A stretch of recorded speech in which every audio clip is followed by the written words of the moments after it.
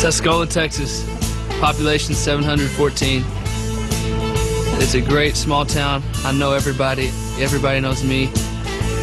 Colt had a connection to the community, and the community had a connection to Colt. And that's why it is so exciting for us to be living this vicariously through him. Everybody's behind him. I mean, it's put Tuscola on the map. Nobody knew where Tuscola, Texas was till Colt McCoy signed with the University of Texas. Growing up in small towns, and you know, sometimes a lot of opportunities aren't there for guys, but to be able to overcome that and to be able to play here, and it shows a lot for the guys who play small town football in Texas. Colt is a great representation of our community, of our school, as he is for Texas. The fact that we're small doesn't change your values. You never forget where you came from. Colt emphasizes this. Because we had such a small team, everybody played on both sides of the ball. I learned how to deal with people. I was so close with everybody. You learn a lot growing up in a small town. He does represent Tuscola. He's our celebrity. He's our hero. If Colt wins the Heisman, we'd like to paint our water tower in Tuscola, home of Heisman winner Colt McCoy. I think that'd be a special tribute to him. I think it means a lot back home to all the people in Tuscola.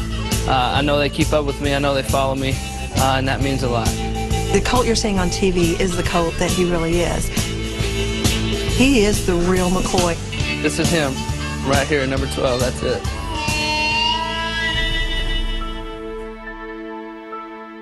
Ever try to catch a quarterback? We're in New York City to try to find Cleveland Brown quarterback Colt McCoy. He's won more football games in college than anybody else in Division I, but there's something else that makes him very special. Let's see if we can find him. When Colt McCoy walked out the revolving door at the Plaza Hotel in New York City, he looked like any guy you'd see visiting the Big Apple. But in Texas, Colt McCoy was a legend. Now, maybe you've never heard of Colt McCoy. You probably heard of Johnny Unitas, Bart Starr, Joe Montana, Kurt Warner, or other famous quarterbacks. But in Texas, Colt McCoy was more than a quarterback. He was a legend. There aren't many quarterbacks, whether professional or collegiate, who have won more awards than Colt McCoy. There were two men who played a great role in Colt's life. One was his father, Brad, his football coach from the 7th grade to the final game of his senior year at Jim Ned High School in Tuscola, Texas. The other man was Jesus Christ. Of him, Colt would say, "Christ is number one in my life." It was how Brad raised Colt that made him the player and the man that he is today. We begin this profile with him. We caught up with Brad at the Rockingham Stables in North Dallas. He was on his way home to his ranch in Graham, Texas, 125 miles northwest of Dallas. So when did you know Colt was a football player? Colt didn't play football organized until he was a 7th grader, within the school system, and I knew he was going to be an athlete really early. You know, he did play little dribblers basketball and played soccer and baseball and did all the non-contact things, and we knew really quick that there was something special about him, and we would have to sit him down, you know, early on, 5, 6, 7 years old, because he would score all the points, and you know, the other team wouldn't score any. So it was fun, and we enjoyed being around that. Colt would always want me to pick some of the kids in tryouts that were always picked last on the playground. See, they pick those two; they never get picked. We're going to win anyway. Let them be on the winning team. So we knew pretty quick that he was a pretty special athlete. And you know, when he played college, now that he's in the NFL, he calls his own plays a lot of the times, and his first play call came, I guess, when he was 6 years old, and it was in a real game.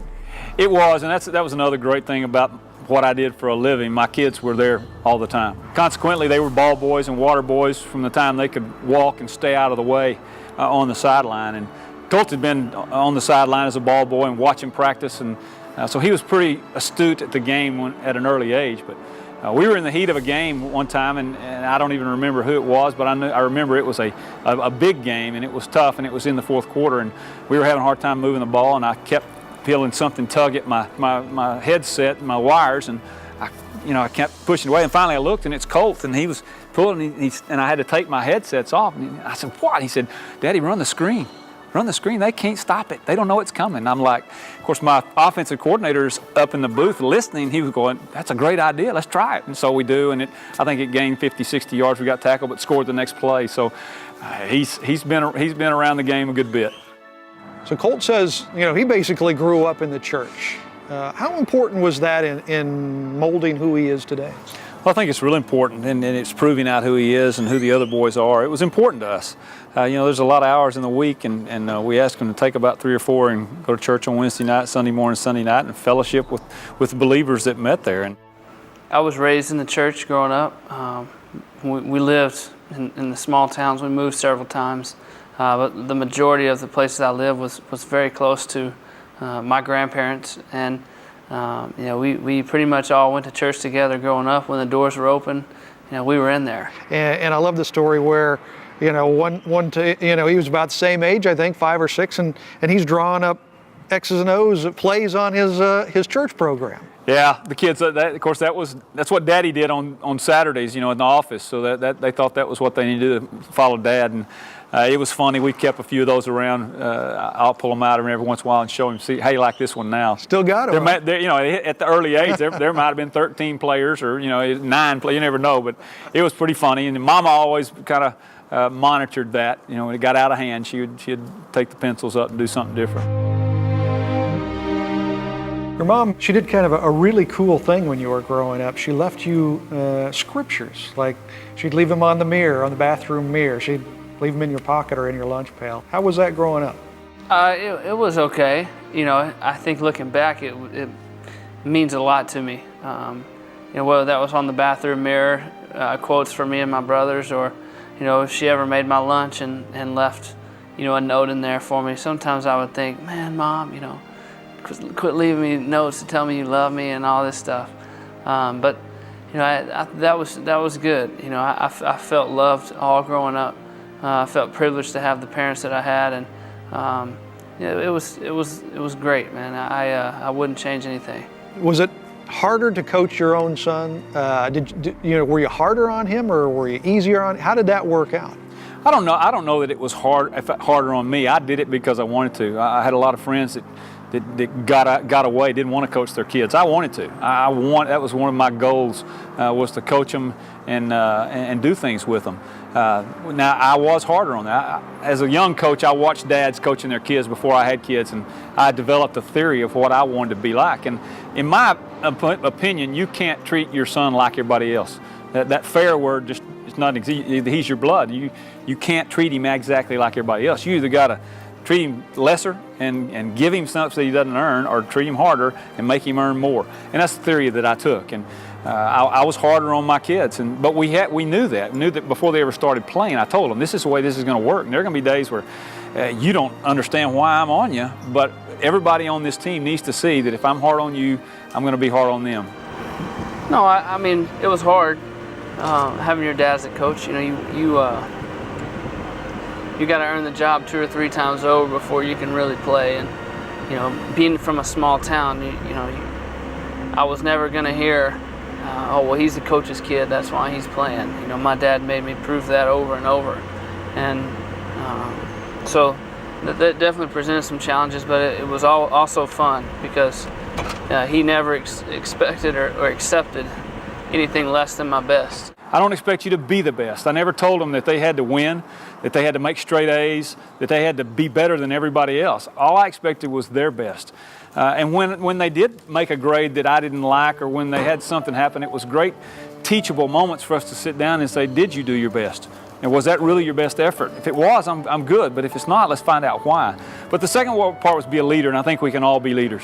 I don't ascribe to the theory that there are some leaders and some followers. I think everybody's a leader, one way or the other, and you just don't know which way you're going to lead. So my expectation of my boys was, whatever you do, be positive and lead people in the right direction. We can all do that. And that really pushed me. And really developed some of the things that have helped me get to where I am. So I was really hard on our kids.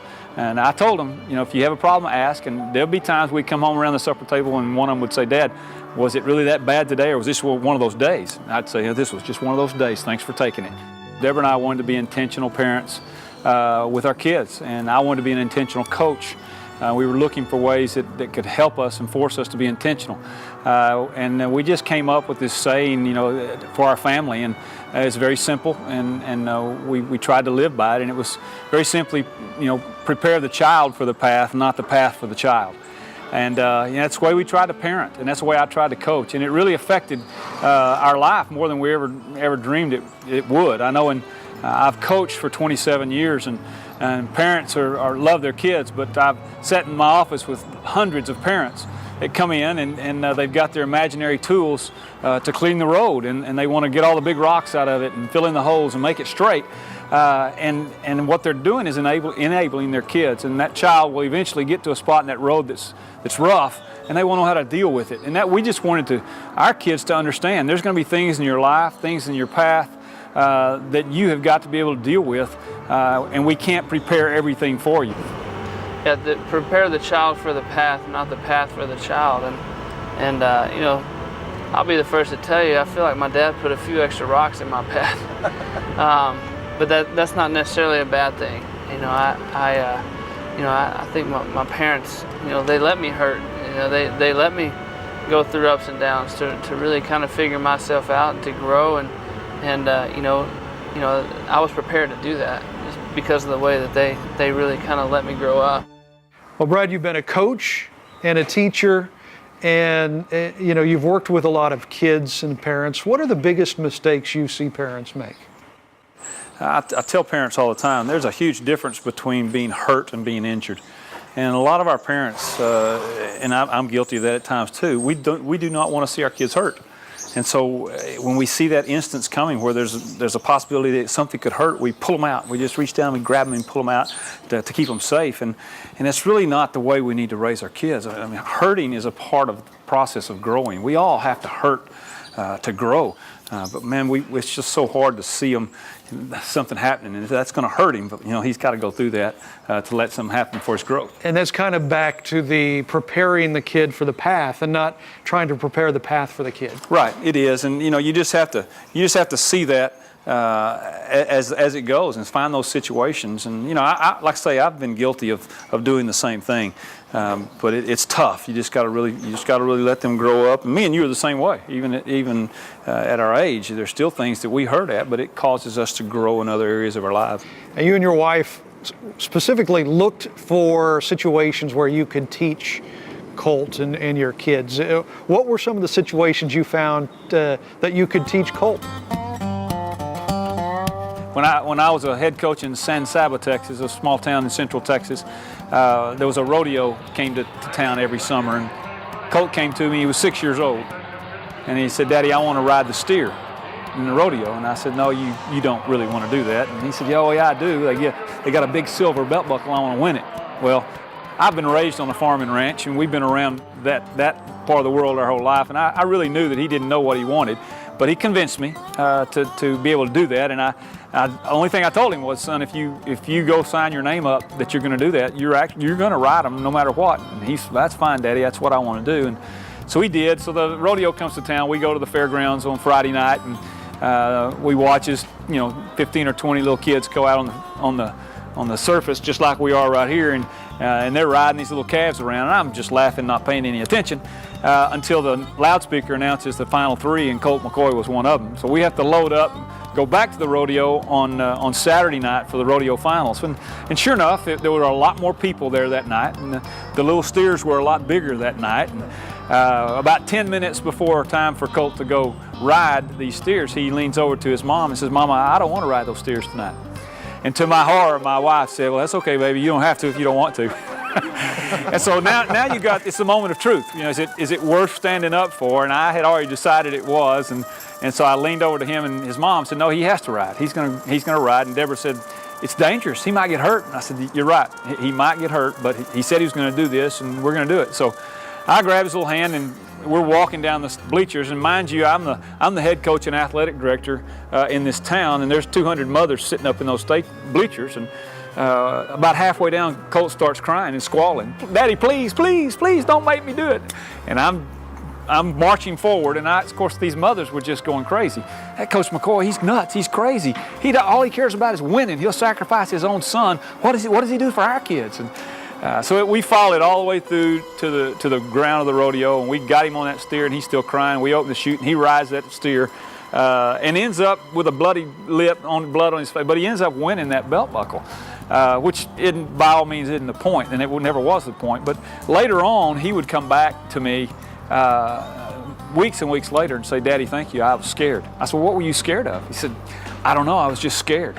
So I mean, we talk about teachable moments, and I don't know if that story, a little rodeo at 6 years old, had anything to do with how he's living his life right now. But I think we all have to look for moments of time when there's something that you say that's worth fighting for, and let's make an example. Being a coach, being a sports guy, there's a lot of winning and losing in your life. What does it mean? I mean, Paul, the Apostle Paul, talked a lot about running the race, winning the race. Don't let somebody, cut in on you. What is winning? What does it mean to win in life? Well, there's a lot of different meanings, and I don't think it's win all the games. I think it's how you run, how that race is run. And I love the scripture in Galatians you talked about with Paul, and he talks about you were running such a good race. Who cut in on you? Who cut in on you to keep from winning the prize? Who cut in on you to keep you from obeying the truth? And I think that's our life. I mean, we're running this race, and there's people all over this planet that are trying to keep us from running that. That are cutting in, and the movie industry and the entertainment industry and all the things that don't see the value that we see. Those are what Paul was talking about. Who's cutting in on you to keep you from finishing and winning that prize? And we've got to keep that in the front of us and hold that dearly, because I think there is a prize that is going to be attained by us at the end. I don't deal with losing very good. I really don't. As a true competitor, whether I'm playing cards or I'm out on the football field, I don't like to lose. Texas quarterback Colt McCoy. Colt, what was it like for you to watch this game, your last game in a Longhorn uniform, from the sideline?